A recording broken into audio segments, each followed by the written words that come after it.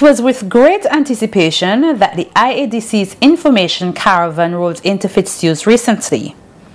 Judging from our promotion the previous week, we expected a good turnout and some challenges, so we were prepared. It took a while for the audience to build up, but once it did, we got down to business, and what a discussion it turned out to be. Before getting into the PowerPoint presentation, which outlined the project from the ground up to where we are currently, we sought to stimulate the thought process by looking firstly at the benefits and opportunities that can be derived from the operation of an international airport here. Part of that discussion went like this. How many people are going to be trained to become tour guides? You all know the nature areas, to tell them about the history and not leave what? Tell them about the history of Fitz Hughes, carry them to the different places. So you now start to think, airport coming, more people coming in. I want to get into this area.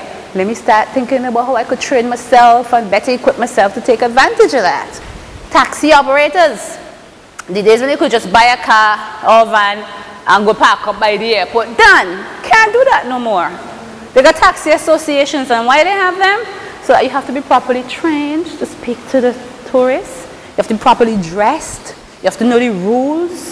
You have to know something about the country. You can't be a dumb taxi man. So you need to start thinking, I need to get some training.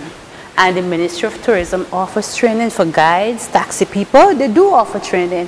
So if people are interested, you just need to make the contacts. The facilities are here in St. Vincent that could equip people, train them and make them ready.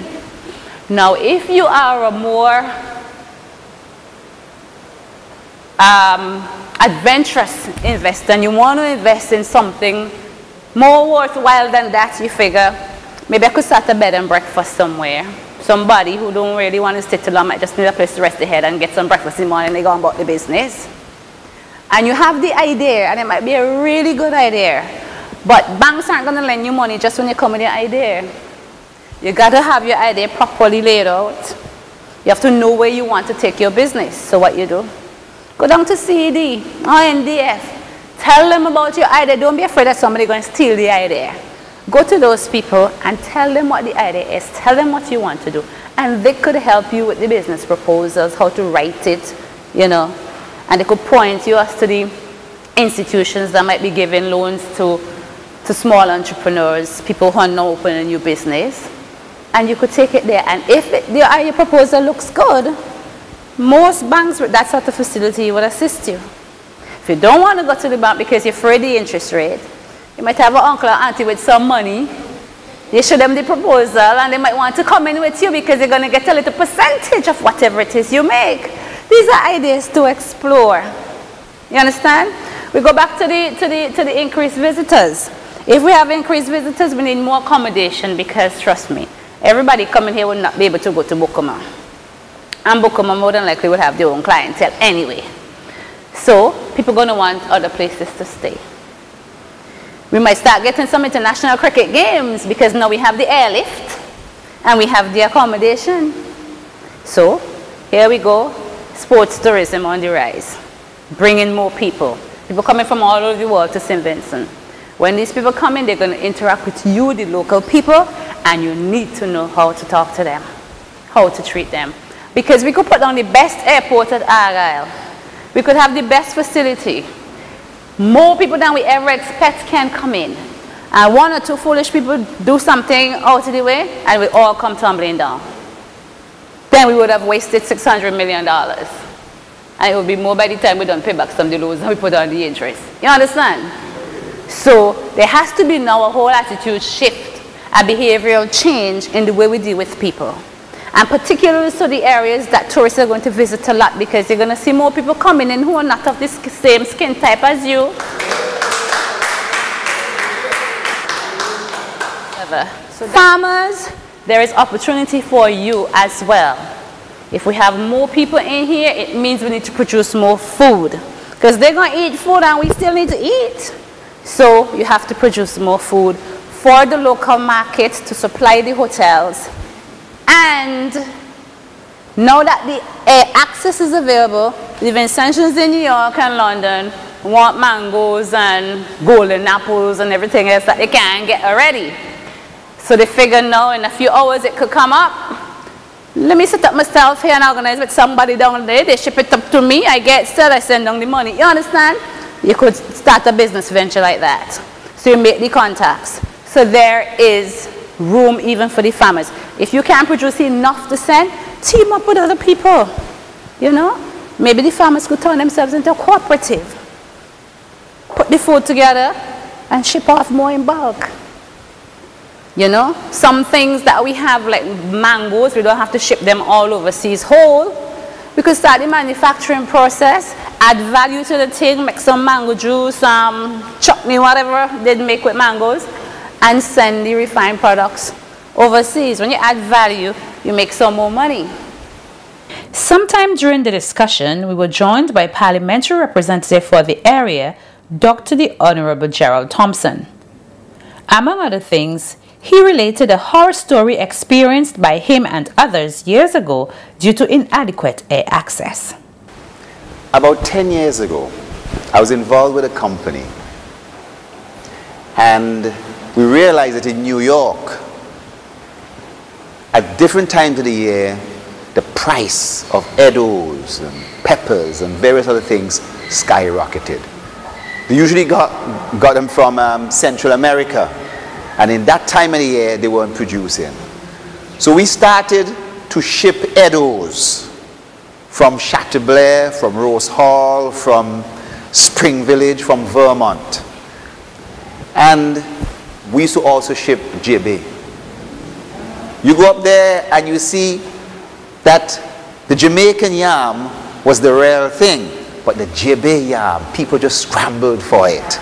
Even though the JB yam looked a little old and rusty and so forth, people just scrambled it up because they knew the taste, you know, of the wild yam.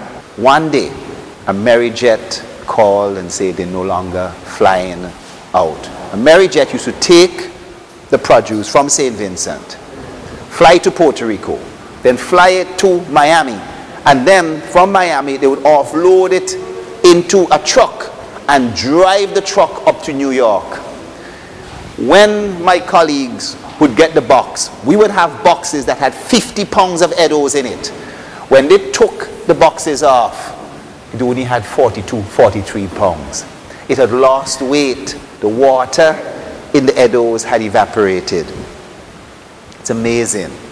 We were losing more than 10 to 12% of the value just from the shipping. And then I found out that American Airlines in Barbados would fly the same produce right into New York, and that they had a much cheaper price than a Merryjet, and if I could ship it across to Barbados, they would. We did a test run and it went well, and then we ordered a big set of stuff. I remember there with Arthur and a host of other people over in Plan washing the edibles and everything like that. And then we got it down to Perry Shipping, and Perry Shipping told me, don't worry, we're getting it on the boat called the Windward, Miss Deli. And the boat called the Windward was going to ship it across. All the agents, everything was organized. And I went somewhere, was having a beer, until I got a call from Perry Shipping that the boat, the Windward, was late getting to Barbados, decided not to stop in St. Vincent and went straight to Barbados. And I had to come and pick up my stuff on the wharf. I went down there and all these boxes of produce there, didn't know what to do. We got somebody, a lady from Rosa, one of them Cadoggans, to buy all the edibles half price. Half price. And they shipped it down to, I had a whole set of callaloo soup, callaloo bush. I must tell you, the callaloo bush went. We had a whole set of peppers that we bought from different people. I had to sell Erica the peppers half price. And then I had over 500 avocado pears that we'd purchased from Graft and Isaacs in Vermont. And guess what? I left those avocado pears in some boxes, not realizing that if you leave them in boxes, oh gosh. I went back to check on the avocado pears. Nice green avocado pears. When I opened up the box, they were all turning brown. I had to go down to the Iron Man, and I stood up at the Iron Man with 4 boxes of avocado pears, and I sold those avocado pears. I sold every single avocado pears, 2 for 1. Right? I had on my hat, and I sold the avocado pears. So, what my comment is on this particular airport is for the farmers. The ability for a plane to take off and land that produce right into New York or Miami directly without any simmy-dimmy, without having to, be worried about what will happen in Puerto Rico, what will happen in Miami, whether the truck will break down on the way going from Miami up to New York.